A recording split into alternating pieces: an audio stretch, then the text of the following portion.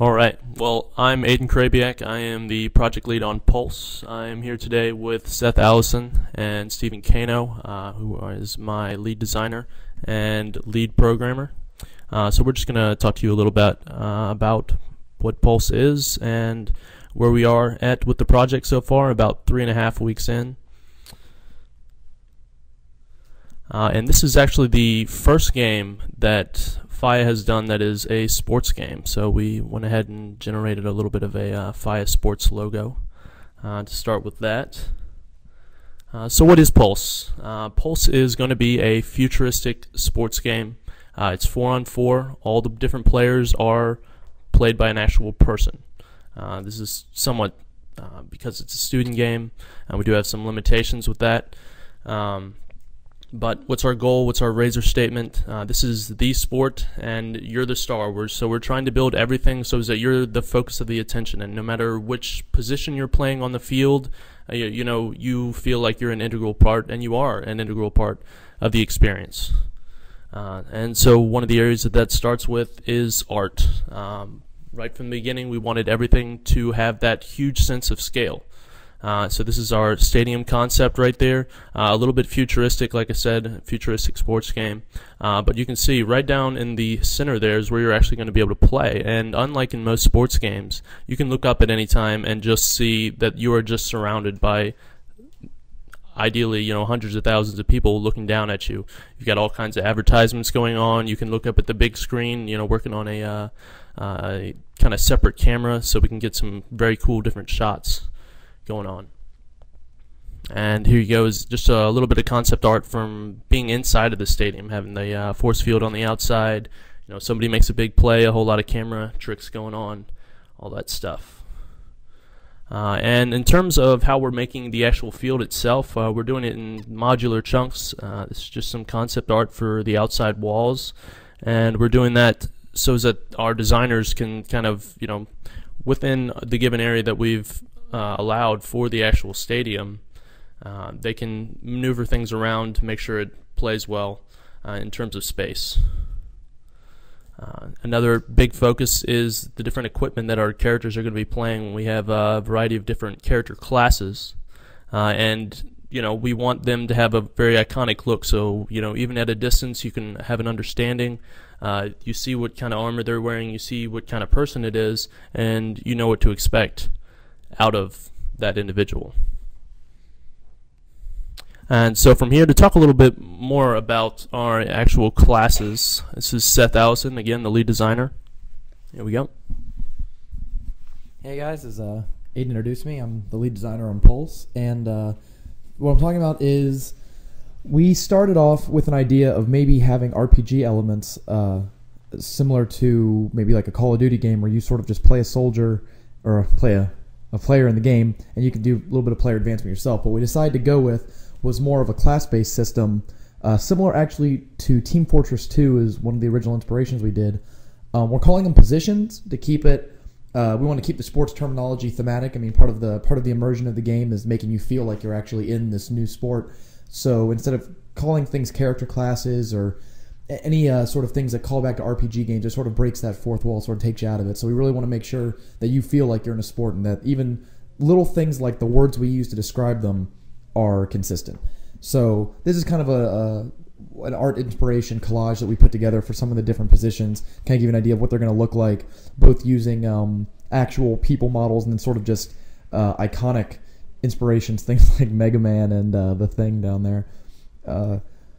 Yeah, one of the things we really decided to do from an art direction standpoint was we liked the idea of playing non-licensed sports games, and when you would look at some of their characters, you'd go, well, this can't be Mike Tyson because they haven't actually signed Mike Tyson, but this is like supposed to be their Mike Tyson. This is definitely the guy who they wanted to make look like, who really had that callback to it. So what we decided to do was the list on the left was some of the original ideas we worked from to incorporate some of our characters. Not all of them made the cut because we only have 12 characters in our final game, but we really wanted it so that when you looked at them, even in the futuristic suit, even looking a little different with a different name and all that, just from the way they stand, from the way they act, and sort of the background about them, you would go, yes, this is supposed to be that guy. That's supposed to be Stone Cold Steve Austin or whoever we decide to go with. So the first position to talk about is the launchers. And the launchers are your stereotypical, they're your quarterbacks, they're the sort of guys who are on the field trying to move the ball down with these long passes. The two we're using, one is based on John Elway, the other is based on Roger Federer. Well, you just said NFL quarterback. John Elway is definitely a quarterback, but Roger Federer, what's the deal there?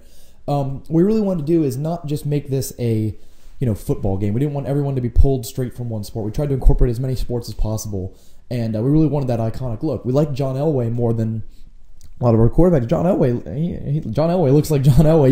You can't really do a lot different there. He's got the big old horse face, the kind of long blonde hair, and all that. I mean, you could pick John Elway out of a caricature, which is something we really are going to have to. It's an important figure. I mean, Federer with the headband and the long hair. It's something that really stands out, and it gave us a tennis star to really work with.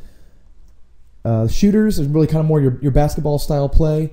They're usually lanky. They're moving back and forth on the field. Like basketball players, they're actually good on kind of offense and defense, whereas the launcher is more of a primarily offensive character. Again, with Dr. J and Pete Maravich, so I had to really go with that. I'm going to take a little break, a little aside here. Pete Maravich is my absolute favorite basketball player of all time. Not as well known maybe as some of the other ones, but he's my favorite. And we really decided in design that with such a small pre-pro team, we really wanted everyone to own a small part of the game. You'll see kind of a redneck style character later. We've got a guy on our team from Alabama, and he really wanted that the redneck character. He couldn't live without it, and we wanted to accommodate that because for people to really put their passion into the game, we wanted to make sure that everyone had a part of the game they could look at and go, "This was me. Like this is the part that I really put my input into." I think you might not be able to do that out in the industry, but here in a student game, you gotta let people do what they want because that's part of the fun. That's part of the reason why we're here. The next class is blocker. Got Dennis Rodman was actually the first character that we said, okay, we're gonna have to make a character that looks like Dennis Rodman. He stands out. I mean, you make a guy with dyed hair and all the piercings and all that and tattoos everywhere. You're not gonna mistake that as anyone but Dennis Rodman. And the other one we wanted Hulk Hogan.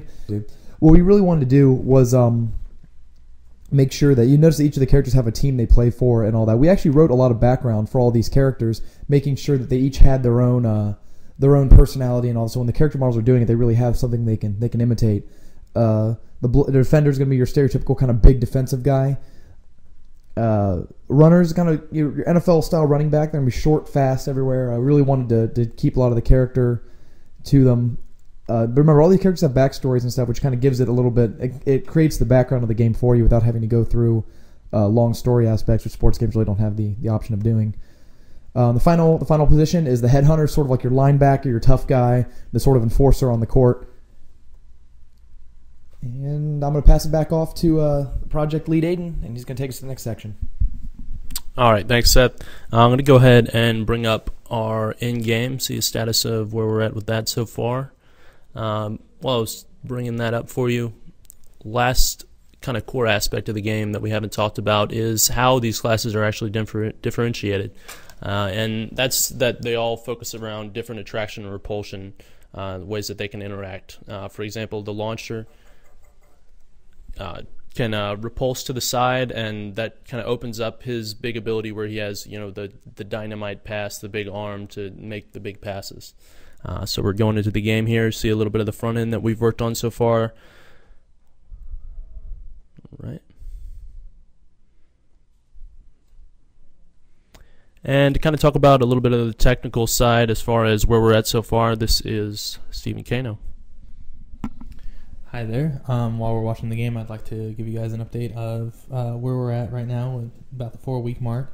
We recently updated to Gamebryo 3.1. We're using the Gamebryo engine to build this game. It gave us lots of neat features, such as a basic multiplayer networking system, a animation tool, third-person camera, lots of neat features that we didn't have to do ourselves. It was a big step to upgrade this for us. We've got a lot more gameplay mechanics that we want to get in. Right now what we've got is the character move around the stadium, a lot of background architecture going on, but soon enough we'd like to get in some of the aforementioned attraction and repulsion abilities. As you can see, I think Seth just shot something, but that was part of the original demo that we're building on top of. We've got a lot of challenges. Thank you, Seth, for falling out of the world. We have some challenges to go through, such as not falling through the world and hit K to respawn. And making it our own game. We'd hope by Vertical Slice to have a first playable that we can show off to the people who are going to be coming to see our game from the industry. So that's it, and I'm going to pass back to Aiden now for the last slow conclusion. Well, hope you guys like what you've seen so far. I'll try to keep you guys updated with progress as we go on forward. Thanks.